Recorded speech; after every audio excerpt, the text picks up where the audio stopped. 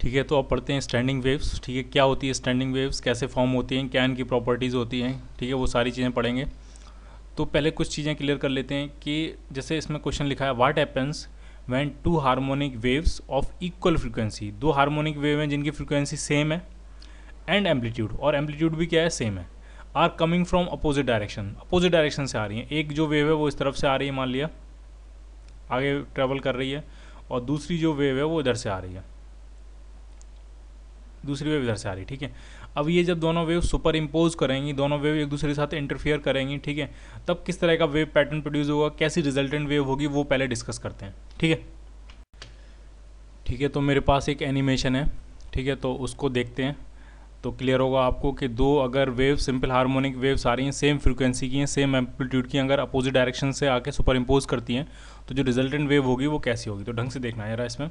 तो एक जो वेव है वो रेड वेव है, ये जो बहुत ही ढंग से देखना है इस एनिमेशन को, क्योंकि ये कन्फ्यूजन के चांसेस ज़्यादा हैं। ये जो वेव है ये रेड वेव है, ये आगे की तरफ मूव कर रही है, इस तरफ जा रही है, आगे की तरफ जा रही है। ठीक है, इस एंड से इस एंड की तरफ आगे मूव कर रही है, फॉरवर्ड इस तरफ जा रही है। ठीक है, और दूसरी जो वेव है वो ब्लू वेव है। ठीक है, ये इस तरफ पीछे की तरफ जा रही है, इस तरफ मूव कर रही है। ठीक है, और इन दोनों की जो रिजल्टेंट वेव है वो ये ब्लैक वेव है। ठीक है, इस मैंने पर्टिकुलर इंस्टेंट पे आपको बताया, इसमें जो दिखाया जा रहा है वो ये रेड वेव है और ये ब्लू वेव है, ये मूव करना शुरू करेंगी, और इनका जो रिजल्टेंट है वो ये क्या है, आपकी ब्लैक वेव है। ठीक है, इस पर्टिकुलर इंस्टेंट पे क्या हो रहा है कि ये दोनों वेव्स जो हैं एकदम आउट ऑफ फेज हैं, तो रिजल्टेंट जो होगा, रिजल्टेंट वेव है वो जीरो हो गई है। ठीक है, रिजल्टेंट जो पार्टिकल्स का डिस्प्लेसमेंट है वो जीरो हो गया। ठीक है, इस रेड वेव की वजह से पार्टिकल पॉजिटिव डायरेक्शन में डिस्प्लेसमेंट चाहते हैं, इस ब्लू वेव की वजह से पार्टिकल्स नेगेटिव डायरेक्शन में डिस्प्लेसमेंट चाहते हैं। नेट डिस्प्लेसमेंट कितना हो जाएगा पार्टिकल्स का, जीरो। क्लियर। ठीक है, तो अब इसको स्टार्ट करेंगे, बहुत ही ढंग से देखना है। यहाँ पर नेट डिस्प्लेसमेंट जीरो है। ठीक है, मैं थोड़ा थोड़ा इसको बढ़ाऊंगा। ठीक है, रेड जो वेव है वो आगे की तरफ मूव करेगी, ब्लू जो वेव है, ये वाली जो ब्लू वेव है वो पीछे की तरफ मूव करेगी। ठीक है, मैं थोड़ा सा इसको बढ़ाऊंगा, इंक्रीज करूंगा, एकदम से कन्फ्यूजन क्रिएट हो जाता है। फिर से आपको देखना है, आप किसी भी एक पल्स को देख लो, या मान लिया आप इस पॉइंट को देखना। ठीक है, इस पॉइंट पे ध्यान रखना है, इस पॉइंट को देखना है, ये कहाँ मूव कर रहा है, ये आगे की तरफ जा रहा है कि पीछे की तरफ जा रहा है, और कुछ भी नहीं देखना। ठीक है, वरना आप कन्फ्यूज हो जाओगे। इस पॉइंट को देखो, ये देखना है ये कहाँ जाएगा। ठीक है, देख रहे हो, तो वो कहाँ मूव कर रहा है, वो जो हम्प है वो कहाँ मूव कर रहा है, आगे की तरफ मूव कर रहा है। ठीक है, इसका मतलब ये जो रेड वेव थी वो कहाँ मूव कर रही होगी, आगे की तरफ। ठीक है, नहीं तो आप इस वाले हम्प को भी देख सकते हो, ये जो हम्प है बेसिकली ये ट्रफ है, ये ट्रफ, इस ट्रफ को देखना है, ये ट्रफ कहाँ मूव करेगा। ठीक है, वो ट्रफ आगे की तरफ बढ़ रहा है। ठीक है, ये जो ट्रफ है वो कहाँ मूव कर रहा है, आगे की तरफ बढ़ रहा है। इसका मतलब जो रेड वेव है वो कहाँ मूव कर रही है, आगे की तरफ। ठीक है, अच्छा अब जरा ब्लू वेव को देखो। ठीक है, आप इस पॉइंट को देख सकते हो, ये जो ट्रफ है इसको देख सकते हो, ये कहाँ मूव कर रहा है, देखना जरा इसको ढंग से। आ रहा है आपको समझ में। ये जो सॉरी ये क्रेस्ट था बेसिकली, ये जो क्रेस्ट था वो अभी जो यहाँ था वो यहाँ पहुँच गया क्रेस्ट। ठीक है, इसका मतलब जो ब्लू वेव है वो कहाँ मूव कर रही है, पीछे की तरफ मूव कर रही है। क्लियर। अब जरा आप ढंग से देखना। ठीक है, अब ये दोनों वेव्स एकदम आउट ऑफ फेज हैं, तो इनका रिजल्टेंट कितना हो रहा है, जीरो। ठीक है, जब ये थोड़ा सा मूव करेंगी, रेड वेव आगे मूव करेगी, ब्लू वेव ये पीछे मूव करेगी, तो इसका जो क्रेस्ट है, ब्लू का जो क्रेस्ट है वो रेड के क्रेस्ट से मीट कर जाएगा थोड़े टाइम बाद। ठीक है, ब्लू वेव कहाँ मूव करेगी, पीछे की तरफ, रेड वेव कहाँ मूव करेगी, आगे की तरफ। तो जब दोनों क्रेस्ट और क्रेस्ट में मीट कर जाएंगे, इसका मतलब दोनों वेव्स कहाँ आ गई हैं, सेम फेज में आ गई हैं, तो उस टाइम एम्पलीट्यूड मैक्सिमम होगा। देखो जरा आप इसको,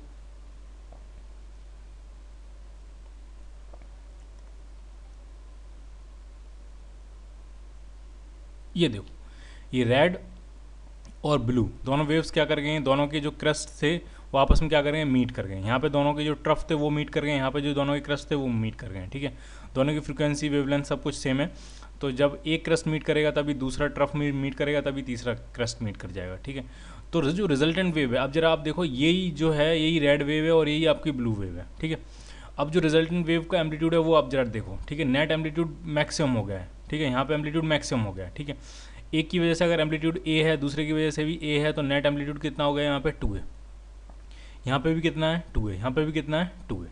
ठीक है, अब जो इस टाइम जो इंटरफेरेंस हो रहा है वो कंस्ट्रक्टिव इंटरफेरेंस हो रहा है। ठीक है, जब एम्पलीट्यूड मैक्सिमम होता है तब जो इंटरफेरेंस होता है वो कौन सा होता है, कंस्ट्रक्टिव इंटरफेरेंस। क्लियर। ठीक है, तो अब आगे देखते हैं। ठीक है, रेड वेव जो थी वो आपकी आगे जा रही थी, ब्लू जो वेव थी वो पीछे जा रही थी। ठीक है, इस टाइम जो दोनों के बीच में इंटरफेरेंस हो रहा है वो कंस्ट्रक्टिव इंटरफेरेंस हो रहा है, एम्पलीट्यूड्स जो हैं वो मैक्सिमम है। ठीक है, थोड़ा और आगे बढ़ाते हैं, रेड आगे बढ़ जाएगी, ब्लू पीछे लौट के आनी है। देखो रेड जो वेव है, रेड का जो क्रेस्ट है वो आगे मूव कर रहा है, ठीक है। देखा आपने, रेड का क्रेस्ट यहाँ पहुँच गया और ब्लू का क्रेस्ट यहाँ पे आ गया, ठीक है। रेड का क्रेस्ट आगे मूव कर रहा है, ब्लू का क्रेस्ट कहाँ मूव कर रहा है, पीछे मूव कर रहा है, ठीक है। ये रेड का क्रेस्ट आगे बढ़ता जा रहा है, बढ़ता जा रहा है, ब्लू का क्रेस्ट पीछे मूव करता जा रहा है, रेड का क्रेस्ट आगे बढ़ता जा रहा है, ठीक है। और क्रेस्ट बढ़ रहा है और हम यहाँ पहुँच गए, ठीक है।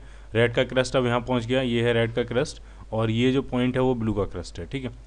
अब दोनों जो वेव्स हो गई हैं वो एकदम 180 डिग्री आउट ऑफ फेज हो गई हैं। जब 180 डिग्री आउट ऑफ फेज होंगे तो दोनों के जो एम्पलीट्यूड्स होंगे वो अपोजिट डायरेक्शन में होंगे, नेट डिस्प्लेसमेंट, नेट एम्पलीट्यूड्स क्या हो गए हैं, जीरो हो गए, ठीक है। ये इस पॉइंट पर अगर आप देखोगे तो ब्लू की वजह से एम्पलीट्यूड ऊपर की तरफ होना चाहिए, रेड की वजह से एम्पलीट्यूड नीचे की तरफ होना चाहिए, दोनों ने एक दूसरे को नेट कैंसिल आउट कर दिया है, ठीक है। तो नेट एम्पलीट्यूड क्या हो गया है, जीरो, ठीक है। तो जो पूरी स्ट्रिंग की जो शेप होगी वो एकदम स्ट्रेट लाइन हो जाएगी, ठीक है। पूरी जो स्ट्रिंग की शेप होगी वो कैसी हो जाएगी, एकदम स्ट्रेट लाइन, ठीक है। अब थोड़ा और आगे बढ़ाते हैं, ठीक है। रेड, अब जरा इस क्रस्ट को देखो आप, ठीक है, ये आगे बढ़ता जाएगा और जो ब्लू का ये क्रस्ट है ये कहाँ मूव करता जाएगा, पीछे मूव करता जाएगा, ठीक है। देखो ये मूव करके करके आगे बढ़ रहा है और ये जो है वो पीछे की तरफ बढ़ रहा है,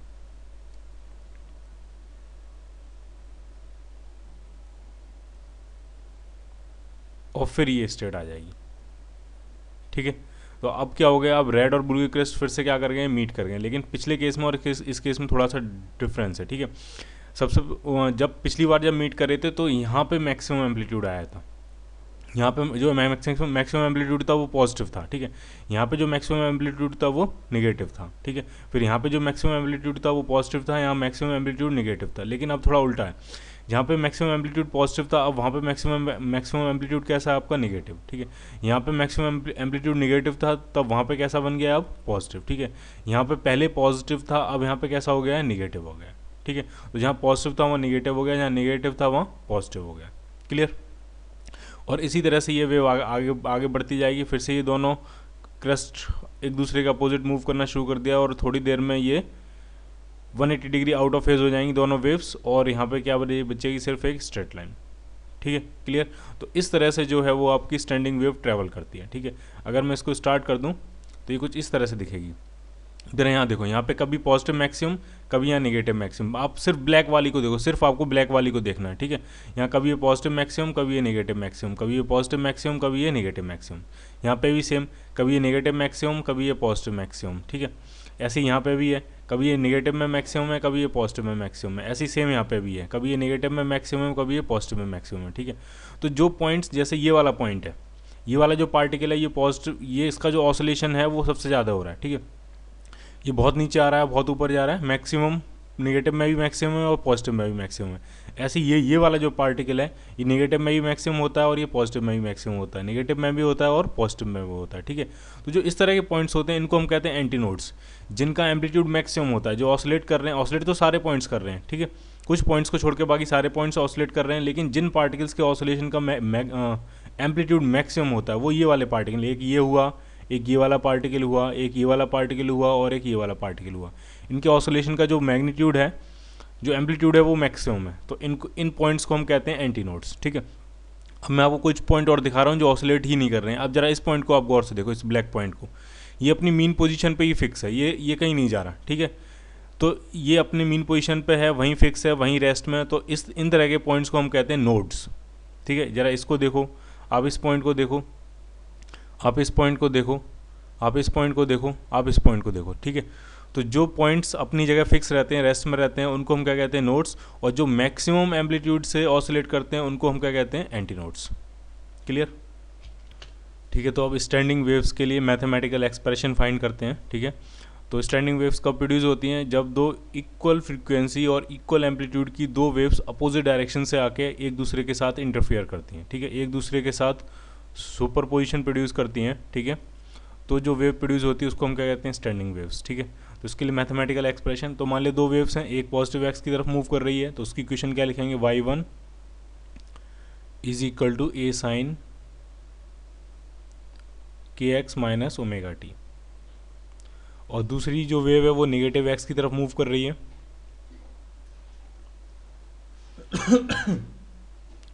y2 is equal to a sign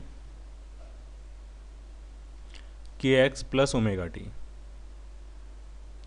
और इनके सुपरपोजिशन से जो वेव प्रोड्यूस होती है उसी को हम क्या कहते हैं, स्टैंडिंग वेव। ठीक है, तो इनके सुपरपोजिशन से जो रिजल्टेंट वेव प्रोड्यूस होगी उसकी इक्वेशन आ जाएगी y equal to y1 plus y2।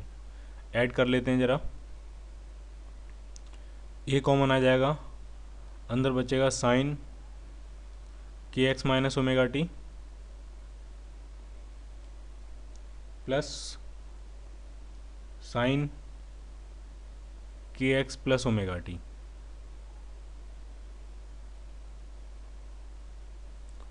दोनों को एक्सपेंड कर देते हैं, दोनों फॉर्मूलेज को, कुछ कैंसिल आउट हो जाएगा। साइन ए माइनस सी होता है sine A cos B minus cos A sine B. ठीक है, तो ये हो जाएगा sine A cos B minus cos A sine B cos के x sine omega t. Sine A plus B होता है sine A cos B plus cos A sine B, sine A cos B plus cos A sine B.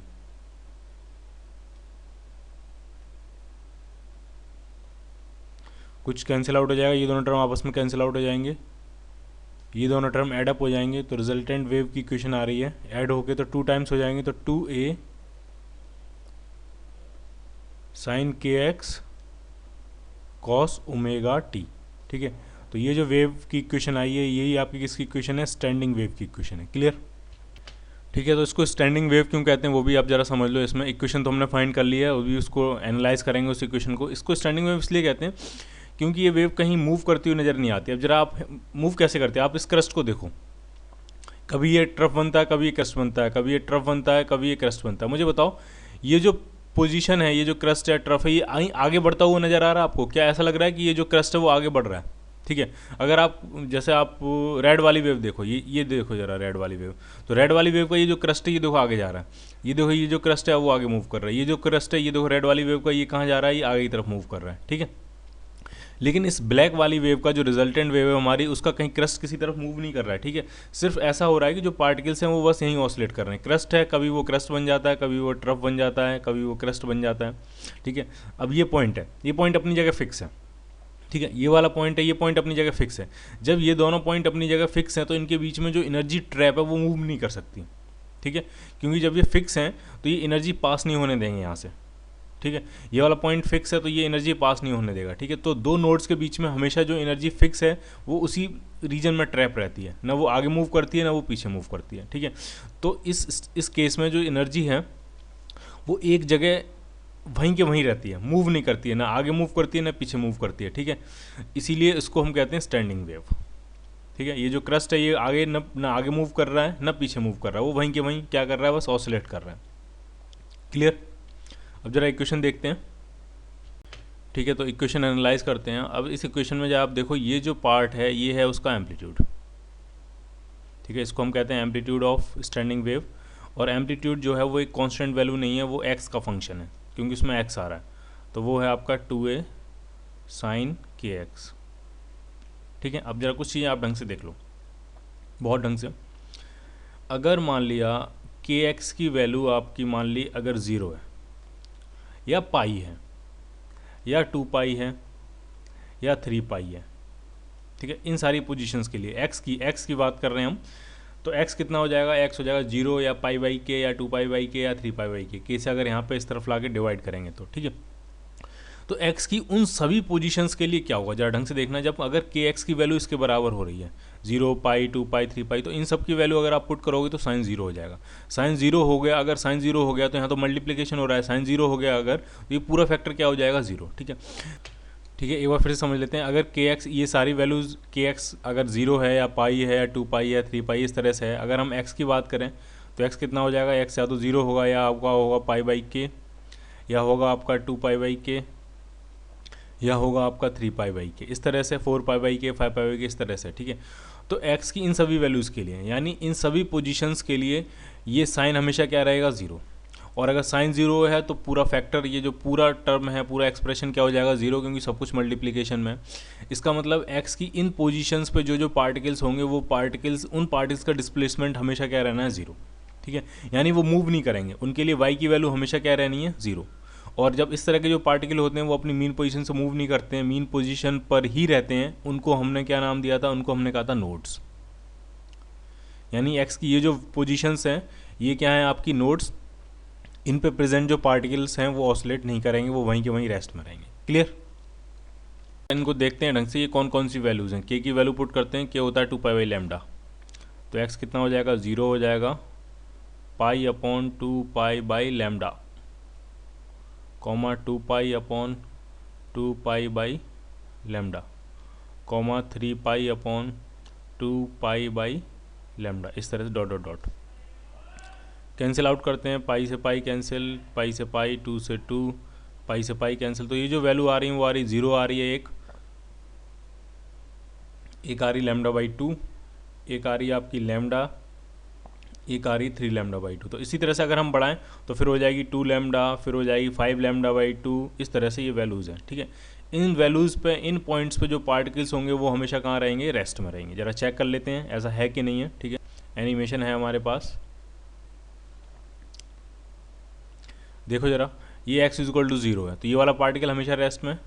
और आधी wavelength, तो half wavelength यहाँ complete हुई है। ठीक है, देखो ये पूरी वेवलेंथ है यहाँ से लेकर यहाँ तक। ठीक है, तो ये हाफ वेवलेंथ कंप्लीट हुई है। मैं रोक के दिखाता हूँ आपको। एक वेवलेंथ कहाँ से कहाँ तक है, यहाँ से ये और ये और ये, एक वेवलेंथ यहाँ कंप्लीट हुई, तो ये हाफ वेवलेंथ है। तो हाफ वेवलेंथ पे जो पार्टिकल है वो भी कहाँ है आपका, रेस्ट में। स्टार्ट कर देते हैं अब इसको। तो ये वाला भी पार्टिकल कहाँ है आपका, रेस्ट में। ये फुल वेवलेंथ वाला पार्टिकल कहाँ है, रेस्ट में। ठीक है, इसके लिए x कितना है, 0, इसके लिए x कितना है, λ/2, इसके लिए x कितना है, लैम्डा, इसके लिए x कितना है, 3λ/2, इसके लिए x कितना है, 2λ। ठीक है, तो ये सारे पार्टिकल्स कहाँ हैं आपके, रेस्ट में हैं, और इनका क्या नाम है, नोड्स। क्लियर? ठीक है, तो आपको लिख लेना है, particles present at these positions are always at rest. ठीक है, हमेशा कहाँ रहते हैं वो, रेस्ट में। एट ऑल द टाइम्स, किसी भी टाइम पे आप देखो। ठीक है, वो हमेशा कहाँ मिलेंगे आपको, रेस्ट में, अपनी मीन पोजीशन पे मिलते हैं। These points are called nodes. ठीक है, और नोड्स के अक्रॉस एनर्जी ट्रांसफर नहीं होता है, ध्यान रखना है, क्योंकि वो पार्टिकल हिलता ही नहीं अपनी पोजीशन से। ठीक है, तो इधर की एनर्जी इधर आइसोलेट रहती है और इस तरफ की एनर्जी इस तरफ आइसोलेट रहती है। क्लियर? ठीक है, अब जरा वो पॉइंट्स देखते हैं, उन पॉइंट्स के बारे में बात करते हैं जिनके पार्टिकल मैक्सिमम एम्पलीट्यूड से ऑसिलेट कर रहे हैं। ठीक है, जो अगर हम देखें उसको वीडियो में, तो वो ये पॉइंट्स हैं। जैसे आप ये इस पॉइंट को, इस पार्टिकल को देखो, ये जो पार्टिकल है ये मैक्सिमम एम्पलीट्यूड में ऑसिलेट कर रहा है, सबसे ज़्यादा एम्पलीट्यूड इसी का है। ठीक है, ये वाला पार्टिकल उतने एम्पलीट्यूड से नहीं ऑसिलेट नहीं कर रहा है, इसका छोटा एम्पलीट्यूड है, ये यहाँ तक गया फिर यहाँ नीचे आएगा। ये ब्लैक वाली आपको वेव देखनी है, जो रिजल्टेंट वेव है वो देखनी है। ठीक है, इस वाले पार्टिकल का एम्पलीट्यूड और भी कम है। ठीक है, इस वाले का थोड़ा और ज़्यादा हुआ, इस वाले का थोड़ा और ज़्यादा हुआ, इस वाले का थोड़ा और ज़्यादा है। ठीक है, मैक्सिमम एम्पलीट्यूड इस वाले पार्टिकल का है। ये जो पार्टिकल है ये मैक्सिमम एम्पलीट्यूड में ऑसिलेट कर रहा है। ऐसे ये वाला जो पार्टिकल है वो भी मैक्सिमम एम्पलीट्यूड में ऑसिलेट कर रहा है, ये वाला पार्टिकल भी मैक्सिमम एम्पलीट्यूड में ऑसिलेट कर रहा है, और ये वाला पार्टिकल भी आपका मैक्सिमम एम्पलीट्यूड में ऑसिलेट कर रहा है। ठीक है, यहाँ पे आपको देखना है स्टैंडिंग वेव में हो क्या रहा है। हर पोजीशन पे जो पार्टिकल है उसका एम्पलीट्यूड डिफरेंट है। जैसे ये वाला पार्टिकल था, इसका एम्पलीट्यूड 0 है, ये ऑसिलेट ही नहीं कर रहा। उसके बाद ये वाला जो पार्टिकल आया, ये थोड़े से एम्पलीट्यूड से ऑसिलेट कर रहा है। इस वाले पार्टिकल का एम्पलीट्यूड पिछले वाले से थोड़ा ज़्यादा है, इस वाले का थोड़ा और एम्पलीट्यूड बढ़ गया, इस वाले का थोड़ा और एम्पलीट्यूड बढ़ गया। ठीक है, इस वाले का थोड़ा और एम्पलीट्यूड बढ़ गया। सबसे ज़्यादा एम्पलीट्यूड इस वाले पार्टिकल का है। ठीक है, तो डिफरेंट पार्टिकल्स के जो एम्पलीट्यूड्स हैं ऑसिलेशन के वो डिफरेंट है। ठीक है, अभी हमने सिर्फ वो डिस्कस किया है कि किसके एम्पलीट्यूड 0 है, अब हम वो डिस्कस करेंगे किसका एम्पलीट्यूड मैक्सिमम है।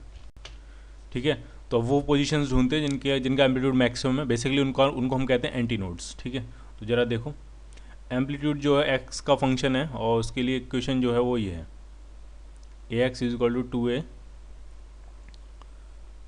sin kx। ठीक है, तो अगर sin kx, अगर साइन की वैल्यू कितनी हो सकती है, साइन की वैल्यू +1 हो सकती है या -1 हो सकती है, जो मैक्सिमम मैग्नीट्यूड हो सकता है, मैग्नीट्यूड की बात कर रहे हैं हम। ठीक है, तो साइन का जो मैक्सिमम मैग्नीट्यूड हो सकता है वो या तो +1 हो सकता है या -1 हो सकता है। ठीक है, तो उस टाइम जो एम्पलीट्यूड होगा वो या तो +2a होगा या -2a होगा, हमें तो सिर्फ मैग्नीट्यूड से मतलब है। ठीक है, तो अगर आप एंटी नोड की पोजीशन ढूंढना चाहते हो, अगर आप चाहते हो एम्पलीट्यूड मैक्सिमम हो, तो वो सिर्फ उन्हीं वैल्यूज़ के लिए हो सकता है जिनके लिए साइन जो है, साइन के एक्स जो है वो किसके बराबर होगा, या तो +1 के बराबर होगा या -1 के बराबर होगा। ठीक है, तो के एक्स कितना होना चाहिए, तो के एक्स आपका होना चाहिए या तो के एक्स होगा π/2, या के एक्स होगा आपका 3π/2, या फिर होगा आपका 5π/2, या फिर होगा आपका 7π/2, कुछ इस तरह से के एक्स की वैल्यू जाएगी। ठीक है, तो अगर हम देखें तो x कितना हो जाएगा, तो x हो जाएगा आपका, या k की वैल्यू पुट कर देते हैं 2 पाई बाई लैम्डा, ठीक है। तो x हो जाएगा pi by 2 divided by k कितना, k है 2 पाई बाई लैम्डा ऊपर आ जाएगा, कॉमा 3 पाई बाई 2 तो ये है k से डिवाइड करेंगे, k कितना है, k है 2 pi by lambda, comma 5 pi by 2 तो ये है k से डिवाइड करेंगे तो इंटू 2 पाई बाई लैम्डा। इस तरह से कुछ जाएगी ये वैल्यू। थोड़ा सॉल्व कर लेते हैं, पाई से पाई कैंसिल, पाई से पाई कैंसिल, पाई से पाई कैंसिल, तो ये एक वैल्यू आई लैम्डा बाई 4, ठीक है। दूसरी वैल्यू आई 3 लैम्डा बाई 4, फिर वैल्यू आ रही है 5 लैम्डा बाई 4, कुछ इस तरह से वैल्यूज जा रही, ठीक है। तो ये सारे वो पोजीशंस हैं जिन पे एम्पलीट्यूड मैक्सिमम है, ठीक है। कितना है एम्पलीट्यूड, तो एम्पलीट्यूड होगा आपका 2a के बराबर, ठीक है, मैक्सिमम है वो एम्पलीट्यूड, ठीक है। प्लस माइनस 2a से कोई लेना देना नहीं है, क्योंकि ऊपर होगा एम्पलीट्यूड तो प्लस 2a, नीचे होगा तो माइनस 2a, ठीक है। तो हमें तो मैग्नीट्यूड से मतलब है, तो वो 2a होगा, ठीक है। अब जरा देखते हैं ये वैल्यूज़ ठीक हैं कि नहीं है, ध्यान रख लो इनको, lambda by 4, 3 lambda by 4, 5 lambda by 4, ठीक है। तो जरा देखते हैं, देखो ये वो पॉइंट है जिसका एम्पलीट्यूड मैक्सिमम है। अब देखो जरा, ये x 0 है, यहाँ पे जो x होगी वो कितना होगा, तो यहाँ तक तो x होती है लैम्डा बाई 2, उसका हाफ करेंगे तो लैम्डा बाई 4, यानी पहली जो पोजीशन है वो क्या है, लैम्डा बाई 4। दूसरी पोजीशन ये है, ठीक है। तो ये कितनी होगी, तो ये लैम्डा बाई 4, ये लैम्डा बाई 4 और ये लैम्डा बाई 4, तो ये 3 लैम्डा बाई 4 हो जाएगी, ठीक है। तीसरी पोजीशन ये है, देखो जरा, तो यहाँ तक तो ये हो गया लैम्डा, उसके बाद लैम्डा बाई 4 और हो गया, तो ये लैम्डा प्लस लैम्डा बाई 4, तो ये कितना हो जाएगा, 5 लैम्डा बाई 4, ठीक है। नेक्स्ट ये, तो यहाँ तक कितना हो गया, यहाँ तक हो गया आपका 5 लैम्डा बाई 4, ये हो गया 6 लैम्डा बाई 4, और यहाँ तक पहुँचते पहुँचते क्या हो गया, 7 लैम्डा बाई 4, ठीक है। तो ये सारी पोजीशंस हैं जिन पे जो पार्टिकल ऑसिलेट कर रहे हैं उनका एम्पलीट्यूड मैक्सिमम है 2a, ठीक है। तो इनको हम क्या कहते हैं, एंटी नोड्स, क्लियर। तो ये किसकी पोजीशंस हैं आपकी, एंटी नोड्स की, ठीक है। तो आपको अपनी नोटबुक में लिख लेना है, पार्टिकल्स एट दीज पोजीशंस, कौन सी positions, lambda by 4, 3 lambda by 4, 5 lambda by 4, 7 lambda by 4, 9 lambda by 4, कुछ इस तरह से, ठीक है। है मैक्सिमम एम्पलीट्यूड ऑफ ऑसिलेशन, और वो मैक्सिमम एम्पलीट्यूड कितना ऑसिलेशन का, वो है 2a, ठीक है। These points are called anti nodes, ठीक है। उनका नाम क्या होता है, एंटी नोड्स, ठीक है। जो बिल्कुल ऑसिलेट नहीं करते, उनका एम्पलीट्यूड 0 होता है, वो उनको हम क्या कहते हैं, नोड्स, ठीक है। और जो मैक्सिमम एम्पलीट्यूड में ऑसिलेशन करते हैं उनको हम कहते हैं एंटी नोड्स, ठीक है। अब कुछ प्रॉपर्टीज़ पढ़ लेते हैं स्टैंडिंग वेव्स की, ठीक है। तो जो फर्स्ट पॉइंट है स्टैंडिंग वेव का, फर्स्ट प्रॉपर्टी है वो है कि ट्रैवलिंग वेव में तो जो पार्टिकल्स होते हैं वो सारे वाइब्रेट करते हैं सेम एम्पलीट्यूड से, ठीक है। लेकिन स्टैंडिंग वेव में हमने देखा ऐसा नहीं होता है, डिफरेंट पोजीशन पे जो डिफरेंट पार्टिकल्स हैं वो डिफरेंट एम्पलीट्यूड में ऑसिलेट करते हैं, ठीक है। तो वही फर्स्ट पॉइंट लिख लेना है, इन travelling wave each particle vibrates with the same amplitude, but in case of standing wave amplitude is not the same, ठीक है। एम्पलीट्यूड किस पे डिपेंड करता है, उसकी पोजीशन एक्स पे डिपेंड करता है, ठीक है। देख लेते हैं एक बार फिर से वीडियो में, एनिमेशन में इसको देखो जरा आप। ऑसिलेशन, जैसे ये पॉइंट है, ये तो ऑसिलेट ही नहीं कर रहा है, ये अपनी जगह फिक्स है, तो इसका एम्पलीट्यूड क्या है, 0, ठीक है। जरा इस वाले ब्लैक पॉइंट को देखो, ये देखो, इसका कुछ एम्पलीट्यूड है, ठीक है, बीच में है कुछ एम्पलीट्यूड, इसका एम्पलीट्यूड क्या है, मैक्सिमम है, ठीक है, ठीक है। तो डिफरेंट पोजीशन पे जो पार्टिकल हैं वो डिफरेंट एम्पलीट्यूड में ऑसिलेट कर रहे हैं, ठीक है। तो ये फर्स्ट प्रॉपर्टी है ट्रांसवर्स स्टैंडिंग वेव की। कुछ पॉइंट्स और हैं, सिंपल देख लेते हैं। These waves remains stationary between 2 boundaries in medium, ठीक है। जो मीडियम की बाउंड्रीज होती हैं उनके बीच में ये जो वेव है वो ट्रैवल नहीं करती, वो क्या रहती है, स्टेशनरी रहती है, देख चुके हैं पहले हम, ठीक है। Energy between 2 nodes remain constant, 2 nodes के बीच में जो एनर्जी होगी वो कांस्टेंट रहेगी, क्योंकि दोनों नोड्स मूव नहीं करेंगे, तो उनके बीच में जो भी पार्टिकल्स ऑसिलेट कर रहे हैं वो वैसे ही ऑसिलेट करते रहेंगे, ठीक है। देखो जरा इसको ढंग से, जैसे मान लिया हम ये 2 नोड्स देते हैं, एक नोड ये है और एक नोड ये है, ठीक है। इन दोनों नोड्स के बीच में देखते हैं जो ऑसिलेशन होता है वो कुछ ऐसे, ब्लैक वाली वेव देखनी है आपको, सिर्फ अपना कंसंट्रेट करना है इस ब्लैक वाली वेव पे, ये ऊपर जा रही है वेव, ये नीचे आ रही है, ये ऊपर जा रही है, ये नीचे आ रही है, ठीक है। तो इन दोनों नोड्स के बीच में जो एनर्जी है वो कन्फाइंड रहती है, ढंग से समझना। जब ये वेव अपने एक्सट्रीम पोजीशन पे होती है, चाहे इस तरफ एक्सट्रीम पोजीशन पे हो या फिर ये एक्सट्रीम पोजीशन पे हो, तब जो एनर्जी होती है वो पोटेंशियल एनर्जी की फॉर्म में होती है। जब ये पार्टिकल्स अपनी मीन पोजीशन को क्रॉस कर रहे होते हैं उस टाइम सारी पोटेंशियल एनर्जी किस फॉर्म में कन्वर्ट हो गई होती है, काइनेटिक एनर्जी की फॉर्म में, ठीक है, क्लियर। अब ये पार्टिकल अपने ऑलमोस्ट एक्सट्रीम पोजीशन पे है, तो ये सारी जो एनर्जी होगी इन पार्टिकल्स के पास वो किस फॉर्म में होगी, वो स्ट्रेच्ड स्ट्रिंग की पोटेंशियल एनर्जी की फॉर्म में होगी, ठीक है। और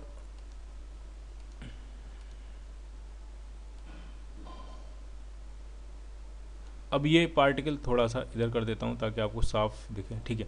अब ये पार्टिकल ऑलमोस्ट कहाँ पहुँचने वाले हैं, अपनी मीन पोजीशन पे पहुँचने वाले हैं। तो जब ये मीन पोजीशन पहुँच जाएंगे तब इनकी सारी की सारी जो पोटेंशियल एनर्जी थी वो इन पार्टिकल्स की काइनेटिक एनर्जी की फॉर्म में हो जाएगी, ठीक है। और एक चीज़ आपको ढंग समझनी है, ये वाला जो पार्टिकल है वो मैक्सिमम डिस्टेंस ट्रेवल करके आया, काफ़ी दूर से आया, तो इसकी काइनेटिक एनर्जी सबसे ज़्यादा होगी। इसका एम्पलीट्यूड सबसे ज़्यादा था तो इसकी काइनेटिक एनर्जी सबसे ज़्यादा होगी, ठीक है। इसका एम्पलीट्यूड उतना ज़्यादा नहीं था तो इसकी काइनेटिक एनर्जी रिलेटिवली कम होगी। इसका एम्पलीट्यूड उससे भी कम था तो इसकी काइनेटिक एनर्जी रिलेटिवली और कम होगी। और इसका एम्पलीट्यूड कुछ था ही नहीं तो इसकी काइनेटिक एनर्जी क्या होगी, जीरो होगी, ठीक है। तो इन सारे पार्टिकल्स की जो काइनेटिक एनर्जी होती है वो भी सेम नहीं होती, वो भी डिफरेंट डिफरेंट होती है। जो मैक्सिमम एम्पलीट्यूड, जिसका एम्पलीट्यूड मैक्सिमम है, उसकी काइनेटिक एनर्जी क्या होगी, मैक्सिमम, ठीक है। लेकिन ऑसिलेशन में यही होता है, अभी सारी सारी एनर्जी किस फॉर्म में है, ऑलमोस्ट किस फॉर्म में, काइनेटिक एनर्जी की फॉर्म में, ठीक है। जब ये मूव करके काइनेटिक एनर्जी पोटेंशियल में कन्वर्ट हो रही है, कन्वर्ट होती जा रही है, होती जा रही है, और जब ये अपनी एक्सट्रीम पोजीशन पे पहुंच गए हैं सारे पार्टिकल, अपनी अपनी एक्सट्रीम पोजीशन, इसकी अपनी एक्सट्रीम पोजीशन अलग है, इसकी एक्सट्रीम पोजीशन अलग है, इसकी एक्सट्रीम पोजीशन अलग है, ठीक है। अपनी अपनी एक्सट्रीम पोजीशंस पे जब ये पहुंच गए हैं तब सारी सारी एनर्जी किस फॉर्म में कन्वर्ट हो गई है, आपकी पोटेंशियल एनर्जी की फॉर्म में, ठीक है। तो दो नोड्स के बीच में एनर्जी कन्फाइंड होती है, पहला पॉइंट। और वो जो एनर्जी है वो काइनेटिक और पोटेंशियल की फॉर्म में ऑसिलेट करती रहती है। कभी सारी एनर्जी काइनेटिक में कन्वर्ट हो जाती है, कभी सारी एनर्जी पोटेंशियल में कन्वर्ट हो जाती है। क्लियर?